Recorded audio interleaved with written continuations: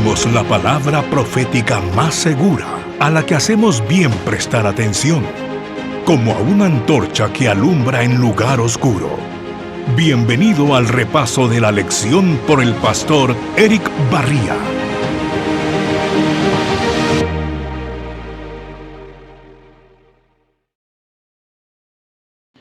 Bienvenidos al estudio de la lección número 4 de la Escuela Sabática para este año 2024. Estamos muy bendecidos con esta lección que nos está haciendo un recorrido histórico del gran conflicto. Sabemos que es una lucha que inició en el reino de los cielos, se trasladó en la tierra y a través de los siglos ha existido. Por eso es muy importante que estudiemos, que entendamos cómo funciona este conflicto. El título de esta semana es Defendamos la verdad. Y la lección iniciaba hablando de aquella iglesia llamada Esmirna, cuyo nombre se deriva de la palabra mirra, el ungüento de la muerte, que representa un periodo terrible. Después de la gran expansión del evangelio, Satanás se enojó contra la iglesia y la persiguió por mucho tiempo. Y allí, en ese mensaje que Dios le da a la iglesia de Esmirna, que representaba esa época de persecuciones, también es un mensaje para los hijos de Dios que sufrirían por toda la historia. A lo largo de la Edad Media también hubo muchas persecuciones, y en ese texto de Apocalipsis encontramos una bendita esperanza y promesa para aquellos que eran fieles a Dios en tiempo de tanta dificultad, en tiempo de tanta persecución. La lección de esta semana está basada en el capítulo del 4 al 6 del conflicto de los siglos, que te haría muy bien pasar un tiempo leyendo esa porción de la historia que nos aclara un poco de cómo en un tiempo tan oscuro el Señor resguardó su verdad, y hubo siempre a lo largo de la historia defensores, hombres y mujeres fieles a Dios, que se dedicaron de corazón a vivir los principios de las Sagradas Escrituras. Toda esta persecución había sido profetizada muchos siglos antes por el profeta Daniel. Abre tu Biblia en Daniel capítulo 7, versículos del 23 al 25, y mira lo que dice allí. Dijo así: La cuarta bestia será un cuarto reino en la tierra, el cual será diferente de todos los otros reinos, y a toda la tierra devorará, trillará y despedazará. Tú sabes que en el orden de los reinos que aparecen aquí en este capítulo está Babilonia, están los medos y los persas, los griegos, pero llegaría un cuarto reino diferente a todos, más fuerte, como el hierro, que desmenuzaría a todos los otros reinos. Obviamente se refiere al Imperio Romano en su etapa de emperadores, es decir, Roma pagana. Los 10 cuernos significan que de aquel reino se levantarán 10 reyes, y tras ellos se levantará otro, el cual será diferente de los primeros y derribará a 3 reyes. Tú sabes que en la historia esto se cumplió. Roma se dividió en 10 reinos, 3 de ellos cayeron, y luego entonces surgió lo que se conoció a lo largo de la Edad Media como la Roma papal. Hubo un cambio de esencia, pero no del paganismo, simplemente se insertó en una mezcla de paganismo y cristianismo, que persiguió a los hijos fieles, que les prohibió tener Biblias, que hizo y deshizo cuanto quiso. Y miren bien hasta dónde llega este ataque. Versículo 25. Hablará palabras contra el Altísimo, y a los santos del Altísimo quebrantará, y pensará en cambiar los tiempos y la ley, y serán entregados en sus manos hasta tiempo, tiempos y medio tiempo. Es decir, el ataque de este imperio no solo sería aquí horizontal, sino atacaría vertical al trono de Dios, metiéndose con la ley de Dios, cambiándola, cambiando tiempos, cambiando los aspectos de la palabra. Y eso se cumplió justo desde el año 538. Toda la Edad Media, ustedes pueden contar los 1260 años. Cada vez que en la Biblia escuchas la palabra tiempo, se refiere a un año. Tiempos, 2 años. Medio tiempo, pues medio año, 3 años y medio, ¿sí? Y como un día equivale a un año, estamos hablando de 1260 días, 1260 años. Cada vez que escuchan en la Biblia el periodo de 42 meses, de 3 años y medio, de tiempo, medio tiempo, se está refiriendo al mismo periodo de tiempo, que abarcaría desde el 538, cuando Roma papal dominaría el mundo. Los gobernantes quedarían sometidos al poder de la Iglesia romana, hasta 1798, cuando el general Berthier cortó la cabeza del Papa.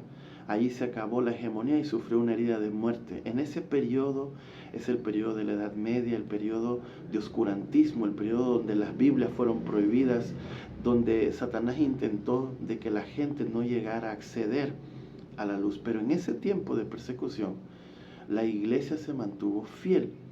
Hubo hombres y mujeres que guardaron la fe, que guardaron el pacto de fidelidad a las promesas de Dios. En esas grandes persecuciones, los cristianos tuvieron que salir huyendo a las montañas, a los desiertos. Allí apareció aquel grupo famoso en la historia conocido como los valdenses, que estaban en Italia y en Francia. Ellos eran hombres que, temerosos de Dios, se apartaron de las ciudades para vivir en las montañas, para poder adorar tranquilamente a Dios y guardar su ley, su palabra. Se convirtieron en mercaderes porque recorrían toda Europa, y ellos traducían y copiaban la Biblia en muchas tiras, de tal manera que iban leyendo, las memorizaban, las repetían, y cuando tenían oportunidad, pues las compartían también con aquellos que estaban interesados. Muchos de ellos también lograron entrar a las universidades, se lograron mezclar entre los estudiosos para poder entonces allí, cuando se daba la oportunidad, compartir la pureza de la verdad. Es decir, que en medio de esa oscuridad Dios siempre tuvo hijos que mantuvieron la fe en sus promesas. Y aunque muchos de ellos murieron, fueron quemados en la hoguera, como Juan Hus, que dice El conflicto de los siglos, que solo las llamas apagaron sus cánticos. Muchos, miles de seres humanos, de cristianos, de hijos de Dios, fueron a morir al Coliseo romano, fueron a morir a la hoguera. Ellos se sostuvieron con la promesa de Apocalipsis 2:10, donde decía que aquellos que dieran su vida por el Evangelio recibirían la corona de vida, esa corona que también es para ti y también es para mí, para aquellos que confiamos en Dios y que reconocemos que el plan de Dios es supremo, y aun si tenemos que dar nuestra vida, tenemos que darla por amor a esta linda verdad. Ellos la dieron, se convirtieron en mártires, en ejemplos vivos del Evangelio. Esa corona los inspiraba, esa corona les daba valentía para enfrentarse a ese imperio grandísimo que dominaba el mundo. No tenían miedo de morir, no tenían miedo de compartir, y en medio del temor se esforzaban en Dios, creyendo que aun si morían, el Señor les tendría preparado una corona especial cuando Él viniese por segunda vez. En muchas ocasiones la vida también nos aprieta, momentos difíciles, pero qué lindo es podernos refugiar en esas lindas promesas de Dios para nosotros, las promesas de que Él va delante de nosotros, que nos fortalece y que podemos confiar en que Él cumple lo que ha prometido. Algo distintivo de todos estos hombres que brillaron en un tiempo de oscuridad es su lealtad. La lealtad a Dios era para ellos el regalo más preciado que tenían. Y esa lealtad les hacía comprometerse con el Evangelio, comprometerse con la palabra de Dios y vivir vidas piadosas, prácticas, que eran un testimonio para las personas de aquel entonces. Proverbios 4:18 es un texto muy interesante. Dice que la luz de los justos es como la luz de la mañana, que aumenta, así como el día se hace perfecto. Este es un principio muy importante que destaca la lección de esta semana, y es que la luz es progresiva, la luz va aumentando, y la luz de la verdad no necesita que la defiendan, pues como es la verdad, ella se defiende sola, pues es pura, es limpia. Entonces ellos no tenían que obligar a brillar esa luz, no, solo tenían que dejarla brillar naturalmente. ¿Y cómo se hace eso? Pues abriendo la Escritura, compartiendo con otros esas verdades. Y es allí donde aparece un hombre que es conocido como el lucero de la Reforma. Wycliffe fue un hombre que leía la Biblia no por compromiso, sino que para él era un deleite real. El estudio de la Biblia le producía un gozo y todos los que lo conocieron fueron testigos de cómo Dios actuaba en la vida de él. Fue un misionero incansable. El odio de Roma papal era tan grande que aún muertos fueron a desenterrar sus huesos y lo quemaron. Y sus cenizas fueron echadas a un río. Así como se dispersó esa ceniza, también el evangelio se iba dispersando con gran fuerza, porque el Señor estaba por despertar a muchas personas al estudio de la Biblia.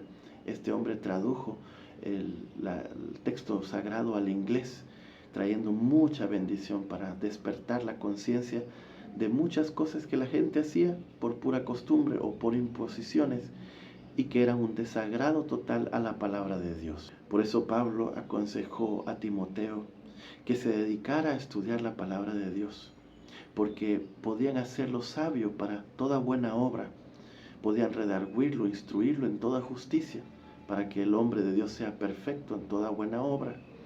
Ese consejo no es solo para Timoteo, es para ti y para mí. Es importante que dediquemos tiempo para estudiar la palabra de Dios. En este tiempo de tanta gente fiel, uno se pregunta qué era lo que los motivaba a ellos a hacer lo que hacían con tanto esfuerzo, con tanta dedicación. ¿Qué fue lo que les dio ese valor? No hay duda de que lo que les dio ese valor fueron las valiosas promesas de Dios. Ellos aprendieron a mirar más allá del presente, hacia el futuro. Ellos se dieron cuenta que había un galardón. Se sostenían como viendo al invisible. Y aunque tal vez todo estaba oscuro en el presente, ellos podían caminar con fe en uno que les había prometido estar con ellos en todo momento y en toda dificultad. La historia dice que Juan Hus estuvo preso y allí recibió enfermedades, tuvo frío, pasó inclemencias, pero no se derrumbó. Y la razón de él, los valdenses y todos los demás, Wycliffe, es que se sostuvieron por la fe en un Dios que les había mostrado la verdad. Y la verdad te impulsa, la verdad es simplemente algo que no se puede ocultar. Y cuando entra en nuestra vida, la conciencia se abre y podemos nosotros dar testimonio aún hasta la muerte. Es un don de Dios dado por el Espíritu, lo que estos hombres daban evidencia al morir por la causa del Evangelio. En Hebreos 10:23 leemos el consejo de Pablo para nosotros. Mantengamos firme la esperanza que profesamos, sin fluctuar, que fiel es el que prometió.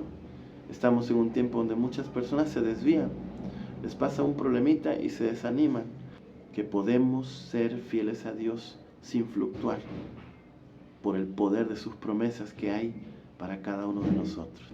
Esa luz que los mantuvo predicando el Evangelio en un tiempo tan difícil, era la luz del Evangelio que iluminó primero sus mentes y su corazón. Y una vez la luz llega a tu mente y tu corazón, tú puedes alumbrar a todas las personas que se acercan a ti. Esa luz les mostraba los errores de Roma. Cada vez que leían la Biblia se daban cuenta que estaban haciendo cosas que no debían. Y la conciencia era despertada por el Espíritu Santo al estudiar la palabra de Dios. Tal vez ellos no recibieron toda la luz que tenemos ahora, pero la poca luz que recibieron, la recibieron con amor.